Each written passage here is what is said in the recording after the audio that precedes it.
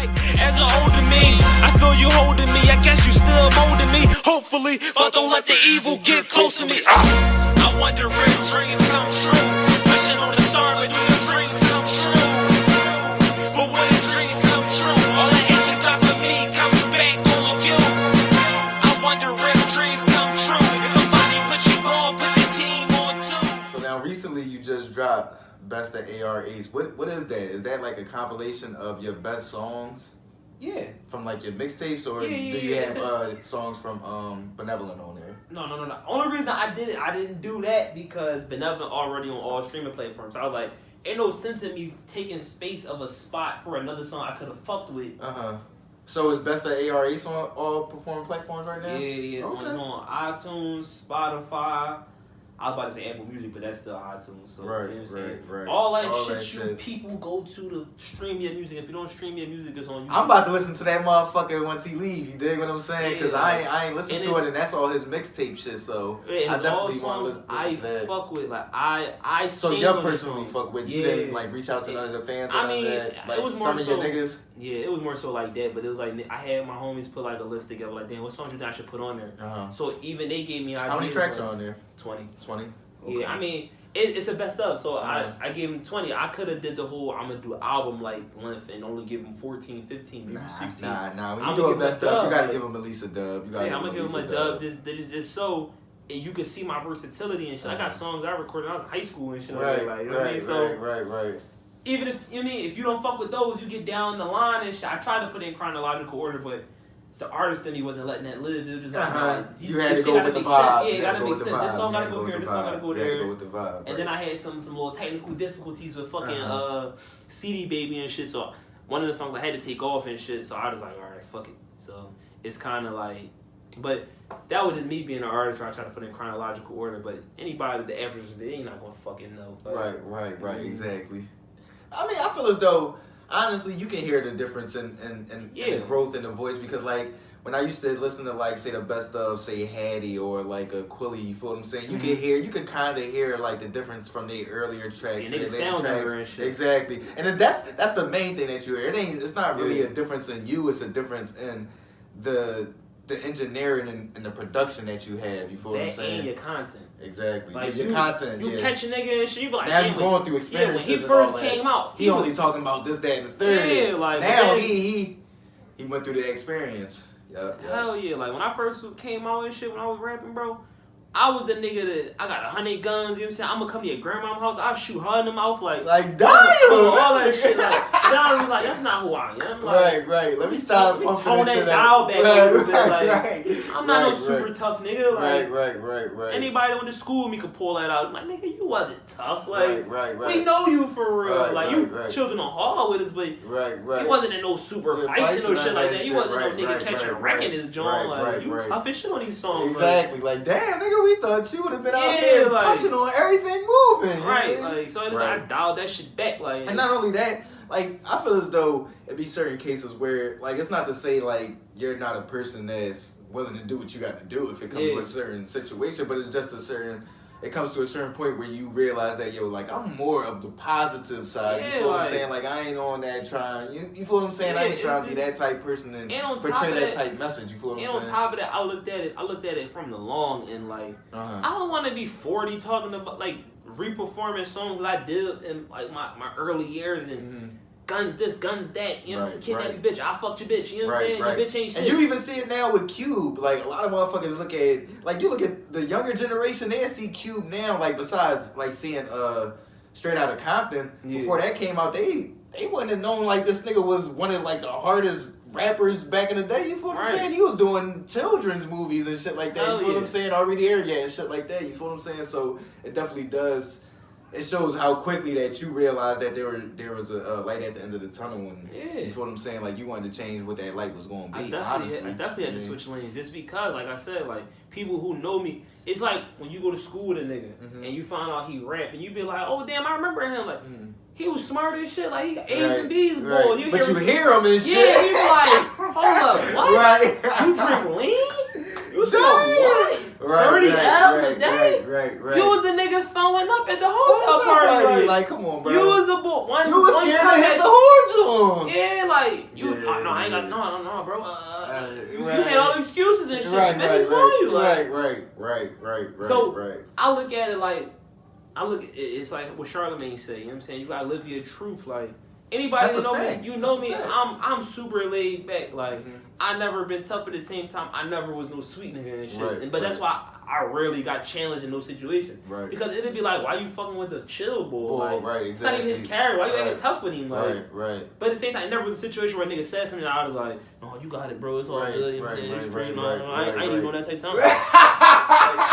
Right, you ain't going to just bitch a nigga, you know what I mean? But at the same time, you always stay in that chill mode and that laid back mode. You feel what I'm saying? And like I feel negative shit is not necessary. Exactly. Like, I'm gonna prove I'm tough, so another tough nigga can, you know what I'm saying, be tougher than me. Exactly. I'm cool, and that's all it is. You feel what I'm saying? I feel as though at that point you realize it's always somebody tougher than you, but it ain't even that. It's just knowing yourself. You feel what I'm saying? And like I said, you just know the person that you want to be. Like you can. Like, all right, say you get beat, boom. You trying to be the tough guy, the toughest person come around, they beat you, boom. But once you get into that, now you got to be tougher than them. You feel what I'm saying? Now it comes to leveling up. You feel what I'm saying? Now it's where does it stop? Everybody's trying to now I just lost myself. It's like because I'm not even this person. You feel what I'm saying? But because I'm such true to myself and I just got beat, I'm gonna come back and I'm gonna be a better, tougher person. You feel what I'm saying? So you lose yourself in trying to live up to that hype and all that shit. I look at people before me like Cassidy and shit, like Cassidy, Gilly, and like, and that's a good analogy. Actually, Cass is probably the best one because you get what I'm saying though. Like he was so tough, and then that one Gilly video came out, and it was like, Cass on some shit. Like, yep. And not only that, it was the fact that Cass was so talented that to me, like I love Cass to this day. Like the bull got bars, but if he would have just stuck to who he was and focused on the bars, he would have never got locked up. And I feel as though if he would have never got locked up, I'm a Hustler's album would have been way bigger because he would have got a chance to promote the shit. Like as soon as he dropped I'm a Hustler, he was on the run for that murder. Then he got booked for the joint. He was booked for what, a year and a half, 2 years, some shit like that. Yeah. And he never got a chance to really like be that artist that he was. Then he came home, he got in a car accident. I feel as though, like you said, if he stuck to who he was and just focused on the bars, he could have been special, bro. Yeah. But at the same time, he was the lyrical nigga. So when you that lyrical nigga, he had them. You know what I'm saying? I put your mouth to the curb, make you bite the street line. So it's just like when you hear you like this. A lyrical nigga, but hard head with the same time. So right. It's like nothing we've never heard before. You put the lyrics with the persona, like you don't probably think that, but to some motherfuckers, they might, Cass a real nigga, or not a real nigga. Cass, he really in the streets. Right. So, but I mean, I don't know. It's all about your perception of things. It's like it's white kids who think certain rappers are, and most of these rappers they just portraying stories that they may have seen and not shit that they've done. Let's be real. Some dumb enough to tell stories that they've done. And those niggas who go to jail. Exactly. You feel what I'm saying? And some of them don't even go through shit like that. Yeah, some don't. Some people should. Let's get back to the basics with all this. How did you break down your best of? Like you said, it was chronological. I tried to do that, but it was more so like I was just in my head one day, like, damn, I got all these songs. I could spam niggas forever and just be like, yo, listen to my old shit. Listen to my old shit.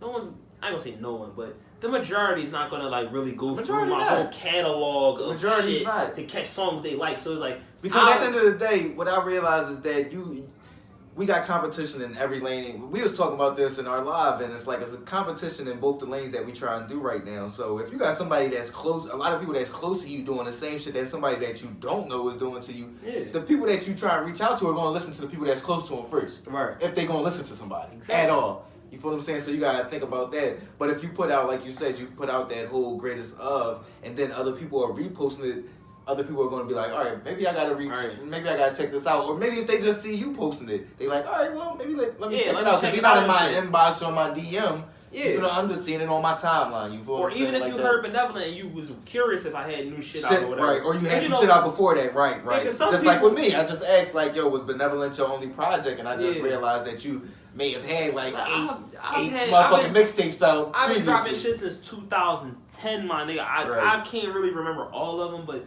let's shoot this shit. I done dropped the joint, the Planet Ace. That was my first joint. Okay. All I Know Is Go. Mm-hmm. Point Break. Mm-hmm. Satin Assassin. All I Know Is Go 2. The Soul Difference. If It Ends Here. Practice for Greatness.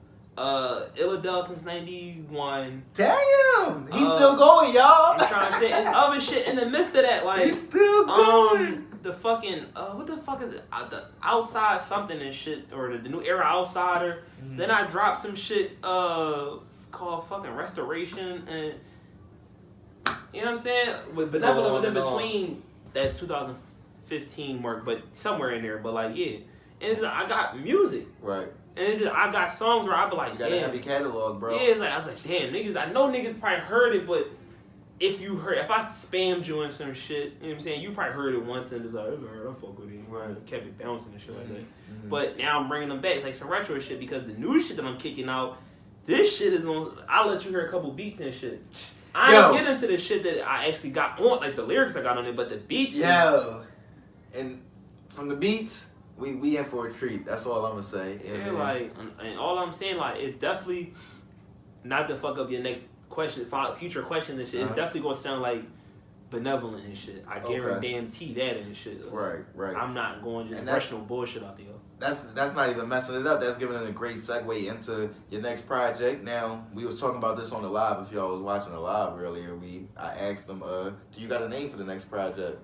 I mean, it's not set in stone, but so far we're just gonna run with Benevolent 2. Okay. If I change it, then y'all. But you coming with the same type of mindset and aspect of this is an album and Def Jam just gave me my check and I'm rocking on the Rock Nation or some shit like that. I'm a new sound artist and I got a lot to prove, and that's how I'm approaching this joint. Okay. Just on the strength that with my other projects, I was just recording shit like I did Benevolent, and then I just kind of was in some I'm just rapping now and shit, like whatever and shit. Mm-hmm. Performing also in between that shit is just, alright, I'm just recording songs just to just keep my pen strong and shit like that. I could do poppy songs, I could do lyrical shit, I could do the weird ass beats and shit like that, I could do the weird ass flows and shit like that. I could do all that shit just to test it out, just to see my range and shit. But now I'm in a position where I know what I want this go around, so I'm definitely going to give y'all Benevolent on a whole nother level, like on steroids. Like I can't wait. I'm telling y'all from the beats that I heard, and he played one track for me. He played one track. The John Soup. That John, listen, man. Shit crazy. Shit sound crazy. So you did have a feature on there. What's his name again? Split. Okay, and shout Split out. I met him through somebody else that I do music with. My man Sis. He got a project out. That John called Sooner Than I Expected. That's on all Jones. Okay. I mean, so check that out and shit. But it's weird because when you search it, you gotta type King Chev. So shout out Efel and shit. You know right. It's so weird. You still working with the same producer? I got multiple producers, on and the producers that I'm working with, they not even, you know what I'm saying? And I'm kind of doing it the old-fashioned way. Like, I don't even know a lot of these niggas. There's some niggas I know, but I'm on some, I catch a nigga beat on SoundCloud, DM, yo, bro, how much you want for this drone and shit? Right. A lot of shit that I be grabbing, I can't tell you where I grab a lot of these because I don't want niggas stealing my move and shit. But I grab them on. They don't want to be busting the same moves as me. Because I don't want niggas hitting niggas, yo, I heard the drone on. Nah, you just got to find out when I drop that shit who produced this and shit. And really look into it shit. And look him up. But because he going to put the credit on there. We was talking about as well. My man definitely put his credit on his music. And I apologize to anybody who think I'm bullshit. When I put the best stuff out, I didn't intentionally not put my features on there. It was just one of them things where people change their name and shit. I got Young Savage and Lean Bean on that joint. Young Savage go by Sean Smith now. Lean Bean go by the kid with the gift. I kind of was in my head do I put the new name, the old name? Fuck it, I'm not even gonna put no names. Right. You get the best of Ar Ase, you should come in listening to Ace. I don't even want to steal niggas shine when you go to they Spotify's and they also feature on this album. No. You get Ace. You know what I'm saying? You find out who on my shit. And it's the best of you anyway, so. Yeah, so I ain't trying to steal nobody's shit. And like I said, when we was talking on this on the live, I did say that I listen to a lot of other best ofs and they do put a lot of features on there, but I feel as though a best of it definitely could be all of just you. You know what I'm saying? Not your features included. Yeah, but sometimes when you got that song, it got. Sometimes it is. You be like, I got it. It's one of them joints you gotta put. Space Jam 2 is like that. Right. I got my man, Tokyo Fresh. He probably changed his name and shit, but we ain't spoken in a while. Lil Nook. She fuck with my man Hazard Black. They know each other, and I met her through him, so it was one of them deals. I don't really know her like that, but I know her of an acquaintance and shit. So, but I got that joint and shit there. So it's like, but in the midst of me hearing that shit again in 2019, I'm like, my flow is crazy, her flow is crazy, his flow is crazy. Do I put the first one on there? Because they go like, it's 2, where 1 come from? But I'm like, man, fuck that shit. 1 is cool. Right. Not the niggas on 1, but but 2 is crazy. 2 is crazy. It's like, I don't know if you ever coming of age with Jay-Z and Memphis Bleak. I fuck with the second one more than I fuck with the first one, for real. But for those who listen to the second one, you gotta listen to the first one to understand the second one. Right. But I just like fuck. So that's why you understand that dynamic when people may say, "Damn, where's Space Jam 1 at?" Yeah, but then that's gonna be motherfuckers to do their Googles and shit like that. You check my shit out. If you catch that and you fuck with that, and you like, where the first one at? Go Google that shit, my nigga. Right. Find it. Like he said, find that man, B. Find that shit. Like, no, B. Walk that way, B. Find that man. It's exactly how they do us with Black history and shit like that. They teach us Martin Luther King, Malcolm X, Rosa Parks, Jackie Joyner, all them, but they don't teach us Nat Turner and all the other people who did other shit. The motherfuckers that did shit that involved standing up and fighting back. Yeah. I mean, besides, that's why they do throw the brother Malcolm in there.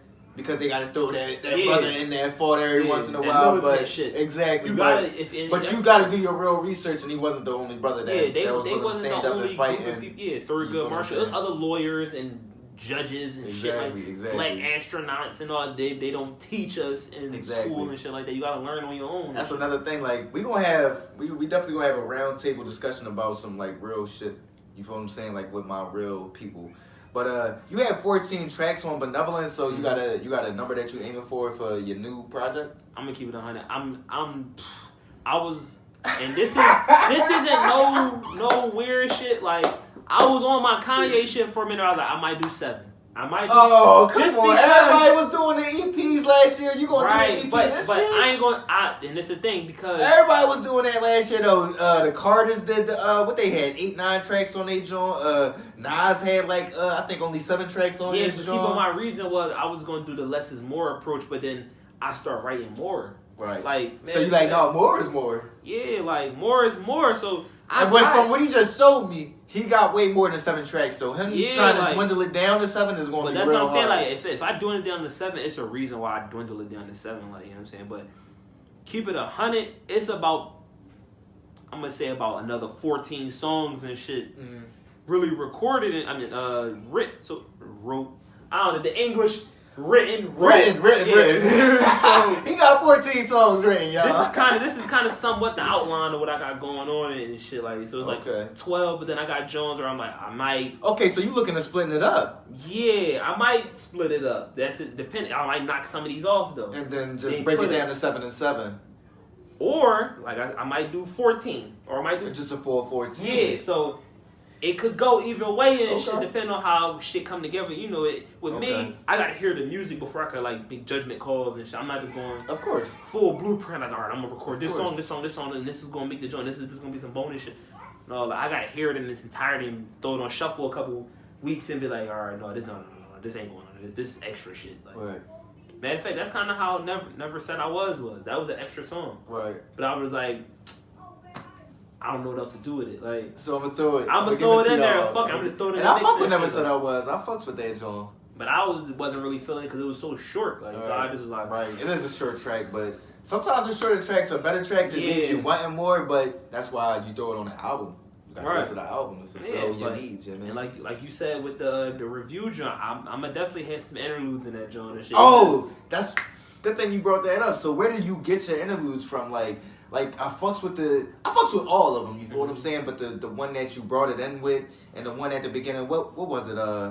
Black is Love. Love Yourself. I think it was Love Yourself. All right. The one at Love Yourself, and the one at the end of Love Yourself. Because it's just I'm not like a super duper woke dude. Like I'm not one of them niggas who just be. But that's definitely just a message that should be. Yeah, like I try to incorporate that in my music. Like I mean, besides the whole I love women, you know what I'm saying? I can rap, I fucked your bitch, and all the other niggas shit. Yeah, niggas ain't on my level with this rap shit. Right. I try to throw that positive shit in there just so, you know what I'm saying? Like if you. And that's the biggest, most basic one that should be like thrown out there the most is love yourself. Yeah, like I appreciate people who tune into my music, but if you tune into I want to at least give you something. If you can't learn, take something away from. Yeah, like you could be like, damn, I'm not like no super well, like I'm not a super woke person, but at the same time, I love myself. I love my people. I definitely don't get that from you, but I definitely see like a very big group of people that you can approach to that they're definitely positive people. They're not the most woke people, but they're just positive people that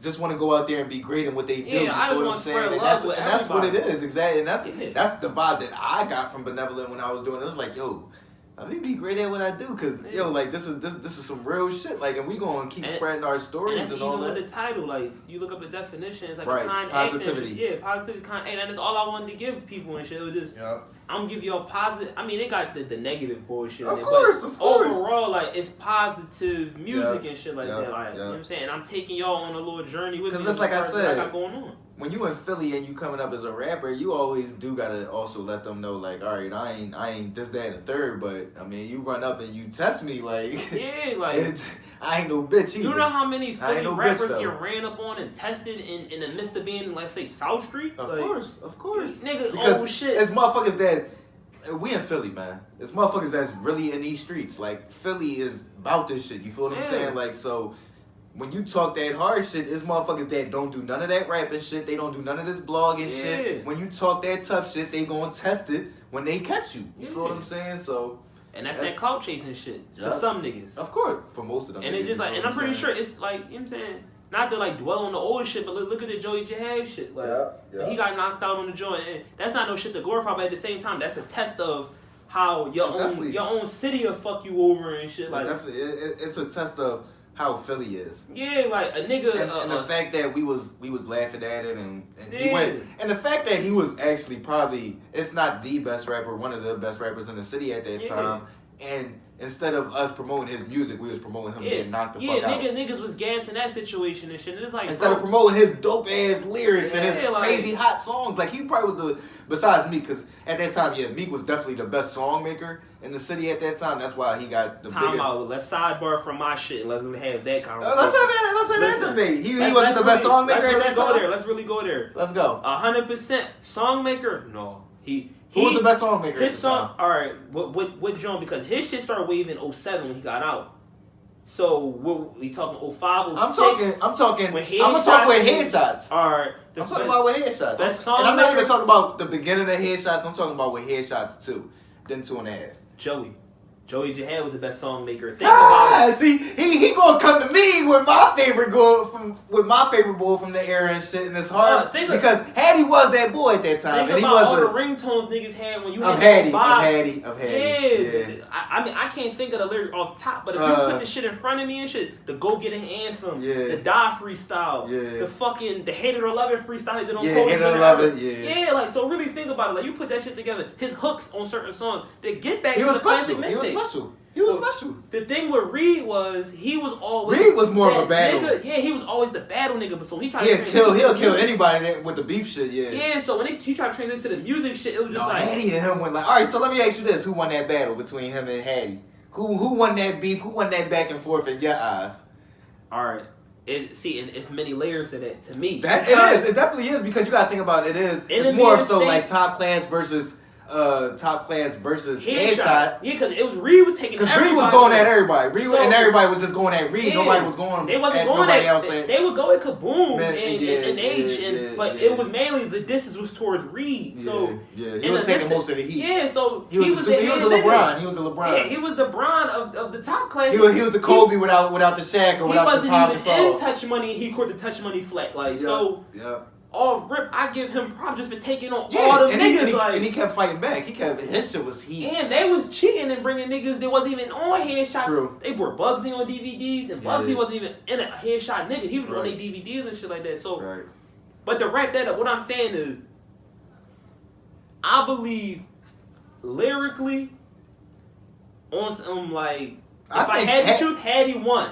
But if they was to face it off and just have all them shit they recorded, I think Reed would smashed on Haddy. Like, but Reed, because of the aggression alone. Reed, yeah, and you know we love that aggression in Philly. That's why fucking Dose got punched in his mouth in New York and shit. But yeah, that's I don't know. That's a hard one because they both undefeated in the battle rap scene for real. Haddy and Reed. But the thing with Haddy, he was the con battle nigga. Yeah, his message was hot. Don't get it. He got 100 miles on his boots. Frankie with the grippers on, all the was gummy bears. Like, come on, bro. Like, that's. But in the battle face to face, Reed was the growl. I get in your face. Yeah, he gonna get in your face. I'm gonna get close to your ear and scream and then spit on your neck. Like, why he saying some real shit? Yeah, like so. I remember he fucked Bull up in the Bronx. He was right at Bull and he ain't had no response. Like he ain't had no punch back.